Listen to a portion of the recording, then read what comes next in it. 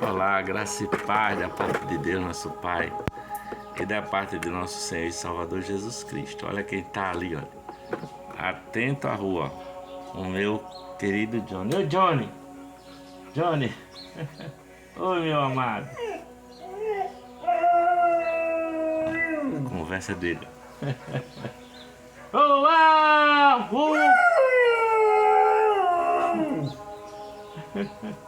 Você já viu uma coisa mais linda do que esse meu filho Johnny? Você não viu não, né? Coisa mais linda do que ele não, né? Mas graça e paz da parte de Deus, nosso Pai, e da parte do nosso Senhor e Salvador Jesus Cristo, seja com você em qualquer tempo que você estiver. Eu peço já que Deus, a minha oração é que Deus nos ilumine, nos expanda a nossa consciência, né? Nossa consciência seja expandida e os nossos corações se encham de alegrias, alegrias que não dependem das circunstâncias, mas dependem de quantas vezes você, do quanto que você deposita sua vida nas mãos de Deus, na fé em Jesus Cristo de Nazaré, que enche o nosso coração de alegria. E hoje eu estou aqui com a carta de Paulo aos Filipenses, a epístola que Paulo escreveu àquela galera de Filipos, enquanto ele estava na cadeia. E Paulo fala de alegria nessa carta. 19 vezes ele cita essa questão da alegria, não é? Ele fala da alegria, sabe? Agora veja, circunstancialmente Paulo não deveria falar de alegria, porque Paulo estava preso, era prisioneiro, não é? Numa prisão domiciliar, mas acorrentado àqueles guardas, soldados da guarda pretoriana, e ele tinha que pagar as despesas da casa, as despesas com o salário dos soldados. Ele estava preso, mas ele tinha que pagar esse soldo, né? Esses caras que estavam algemados a ele. E Paulo tem mais, ele está esperando a qualquer momento chegar a condenação dele, de que ele seria decapitado, como chegou depois, não é? Então, essa igreja de Filipos, Paulo diz, ela é motivo de alegria, sabe? Foi lá em Filipos que Paulo teve aquele encontro com aquela vendedora de tecidos, a Lídia, e ela converteu-se e abriu a sua casa para uma reunião da comunhão do caminho de Jesus, não é? Então, Paulo diz que perdoe-me, que aquela comunidade de Filipos, aquela igreja de Filipos era motivo de alegria, não é? E capítulo 1, dos versículos 3 ao versículo 5, ele diz assim, olha: dou graças ao meu Deus todas as vezes que me lembro de vocês, fazendo sempre com alegria oração por vós em todas as minhas súplicas pela vossa cooperação no Evangelho desde o primeiro dia até agora, tendo por certo isto mesmo, que aquele que em vós começou a boa obra a aperfeiçoará até o dia de Cristo, não é? Então ele fala que sempre ora com alegria por aqueles irmãos dessa cidade de Filipos. Aqui no versículo 8 ele diz assim: porque Deus me é testemunha das saudades que de vós todos eu tenho em entranhável afeição de Jesus Cristo, não é? Aí no versículo 25 ele diz assim, ó, no versículo 25 ele diz: tendo esta confiança, sei que ficarei e permanecerei com todos vós para proveito vosso e alegria da fé e gozo da fé, para que a vossa glória aumente por mim em Cristo Jesus pela minha nova ida a vós. Está aqui no versículo 25 e 26, é o primeiro capítulo da epístola de Paulo aos Filipenses. Portanto, Paulo está feliz, não é? Embora as circunstâncias de Paulo não sejam as melhores. Ele estava preso, ele estava algemado, não é? Ele estava esperando sair a sua sentença de morte. Mas, no entanto, ele está feliz. No capítulo 2 dessa mesma epístola, ele diz assim, olha, versículos 1 e 2. Portanto, se há algum conforto em Cristo, se há alguma consolação de amor, se há alguma comunhão no Espírito, se há alguns entranháveis afetos e compaixões, completai a minha alegria ou o meu gozo, para que sintais o mesmo, tendo o mesmo amor, o mesmo ânimo, sentindo uma mesma coisa. Então, Paulo fala dessa alegria, não é? Dessa possibilidade de viver feliz, contente, tá? Ainda no capítulo 2, nos versículos de 14 a 18, ele diz assim: fazei todas as coisas sem murmurações, nem contendas, para que sejais irrepreensíveis e sinceros, filhos de Deus inculpáveis no meio de uma geração corrompida e perversa, entre a qual resplandeceis como astros no mundo, retendo a palavra da vida, para que no dia de Cristo possa gloriar-me de não ter corrido nem trabalhado em vão, e ainda que eu seja oferecido por libação sobre o sacrifício a serviço da vossa fé, folgo e me regozijo, ou seja, me alegro imensamente com todos vocês, e vocês também regozijai-vos e alegrai-vos por isto mesmo. Portanto, ele está alegre. Paulo fala dessa alegria, não é? No capítulo 3, aqui, olha, ele também fala desse regozijo. Ele começa dizendo: resta, irmãos meus, que vos regozijeis no Senhor. Não me aborreço de escrever-vos as mesmas coisas, e é segurança para vós. Ele fala desse regozijo, dessa alegria de estar em Cristo. Portanto, em outro versículo ele diz assim, portanto, meus irmãos, alegrem-se no Senhor. Outra vez eu vos digo, alegrai-vos no Senhor. E daí a gente vai para o capítulo 4, não é? Onde ele fala aquela famosa frase, Filipenses 4,13, Filipenses 4,13, posso todas as coisas naquele que me fortalece. Ele diz assim, olha, versículo 4, ele começa dizendo: portanto, meus amados e muito queridos irmãos, minha alegria e coroa, estai firmes no Senhor, amados. Aí ele fala sobre Evódia e Sintique, que estavam em desacordo. Ele pede, olha, que essas mulheres encontrem a paz. Eu peço que vocês ajudem essas mulheres que trabalharam comigo no Evangelho, não é? Regozijai-vos sempre no Senhor, versículo 4. Outra vez vos digo, regozijai-vos. Ele fala dessa alegria, não é? E no versículo 7, sim, no versículo 6 ele diz assim, olha, não estejais inquietos por coisa alguma, antes as vossas petições sejam em tudo conhecidas diante de Deus pela oração e súplicas, com ação de graças, e a paz de Deus, que excede a todo entendimento, guardará os vossos corações e os vossos sentimentos em Cristo Jesus. Ele fala algumas coisas para orientar as pessoas a encontrar essa alegria, essa paz. Quanto ao mais, irmãos, tudo que é verdadeiro, tudo que é honesto, tudo que é justo, tudo que é puro, tudo que é amável, tudo que é de boa fama, se há alguma virtude e se há algum louvor, nisso pensai o que aprendestes e recebestes e ouvistes e vistes em mim, isso fazei. E o Deus de paz será convosco. Paulo fala, me parece, de uma alegria que não é a alegria daquela da gargalhada, né? Do que eu estou sempre sorrindo, estou sempre rindo. Paulo fala de uma atitude positiva na vida, não é?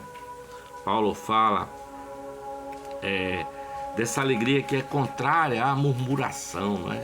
É contrária à reclamação, ao desânimo. Eu não tenho ânimo para nada, não é? Ou então a desesperança, não tenho esperança nenhuma, minha vida está, não é, no fundo do poço. Mas Paulo fala de uma atitude de paz, de uma alegria que traz esse contentamento, essa paz interior, não é? Ele fala de que está bem, não importam as circunstâncias, posso todas as coisas naquele que me fortalece. Ele fala de contentamento, ele fala de estar calmo, sereno e tranquilo. Você conhece uma canção que fala sobre calmo, sereno e tranquilo, sinto descanso nesse viver? É isso que Paulo fala desse contentamento, não é? Aqui no capítulo 4, dos versos de 10 a 13, ele diz assim, olha só: ora, muito me regozijei por finalmente reviver a vossa lembrança de mim, pois já tinhas lembrado, mas não tinhas tido a oportunidade. Não digo isto como por necessidade, porque já aprendi a contentar-me com o que tenho. Sei estar abatido, sei também ter abundância em toda maneira, e em todas as coisas estou instruído, tanto a ter fartura como a ter fome, tanto a ter abundância como a padecer necessidade. Posso todas as coisas naquele que me fortalece. Então esse é um homem que fala desse contentamento, né? De que apesar das circunstâncias ele está calmo, sereno e tranquilo. Ele aprendeu a estar de bom ânimo, mesmo que as circunstâncias não sejam as mais agradáveis, as melhores, não é? Apesar do caos que se abateu sobre a vida dele. Ele tem razão, teria razão para não estar bem, não é? Para dizer, não estou legal, eu não estou bem, está acontecendo um monte de coisa ruim. Mas ele diz, mas eu estou bem, eu estou em paz, eu estou com essa segurança interior, eu estou com a paz de Deus que excede a todo o entendimento, não é? E entrego o meu coração e os meus sentimentos a Cristo Jesus. Eu tenho essa atitude na vida, essa atitude de esperança, essa atitude positiva, sabe? Todos nós temos motivos para não estar bem, porque Jesus disse, não é? No mundo tereis aflições, mas tende bom ânimo, que eu venci o mundo. Paulo chega a dizer aquilo que me aconteceu, as coisas que me aconteceram. Paulo estava preso em Roma, não é? Por causa do amor a Cristo, por causa da divulgação do Evangelho. Paulo foi encarcerado, foram as coisas que aconteceram a Paulo. Muitas vezes, Paulo foi açoitado, tantas outras vezes, né? Exposto à morte, não é? De várias maneiras. Uma vez ele recebeu 5 vezes dos judeus 39 açoites, 5 vezes, não é? 39 açoites. 3 vezes foi golpeado com vara, 3 vezes ele levou surra com varas. Ele foi apedrejado e quase morto nessa ocasião. 3 vezes Paulo sofreu naufrágio. Até engraçado que ontem mesmo o Jorge Luiz, mentor aqui da estação do Caminho da Graça, estação Natal, na reunião que teve ontem na casa de Jorge, ele comentou que Paulo viajou 3 vezes. E naufragou as 3 vezes, né? Ele chega a dizer que ficou uma noite e um dia vagando no mar, assim, como sem saber quem vinha, se era bicho, vinha comer ele, baleia, tubarão, sei lá, né? Então Paulo passa por essas situações, entenderam? Paulo era um cara que não parava, não tinha pouso, não tinha casa para morar, ele vivia viajando de um lado e para o outro, não é? E quando chegava, se hospedava, era na cadeia que os caras prendiam ele, sabe? Ele diz mais aqui, olha, que atravessava perigos em rios, perigos no mar, perigos de assaltantes. Ele fala perigos dos próprios compatriotas que perseguiram ele, vinham perseguindo, perigos dos falsos crentes, dos falsos irmãos, perigos no deserto. Muitas vezes Paulo passava fome e sede, e frio, e noites sem dormir. Então, Paulo sabia o que era ter circunstâncias difíceis, né? Mas esse cara é aquele que diz assim, olha, aquilo que me aconteceu serviu para me tornar mais forte em Cristo Jesus, mais confiante na graça de Deus, não é? É esse homem que fala da alegria, sabe? É esse homem que diz assim, olha, apesar de tudo isso, eu continuo pensando em coisas boas, não é? Ele pede em capítulo 4, os versículos de 1 a 3, que aquelas meninas Evódia e Sinta que se entendam, se harmonizem. Elas estavam em briga e brigando uma com a outra, tá? E no capítulo 3 ele fala das perdas que ele teve. Ele diz, o que para mim era ganho, eu reputei como perda por amor de Cristo, né? E ele diz que na verdade tem por perda todas as coisas pela excelência do conhecimento de Jesus Cristo. E ele diz, não é, que todas as coisas, além de ter perdido todas as coisas, ele as considera como esterco para que ele possa ganhar a Cristo. Ora, Paulo era um homem que sabia o que era perder as coisas, porque ele era da tribo de Benjamim, fariseu de fariseus, era um homem notado no Sinédrio, não é? Tinha status de autoridade romana. Ele era um cara respeitadíssimo naquela comunidade. Mas de repente passou a ser perseguido, não é? E muitas vezes nós somos perseguidos, nós somos julgados pelo olhar dos outros, somos criticados, nós somos condenados e aí nós perdemos muita coisa, né?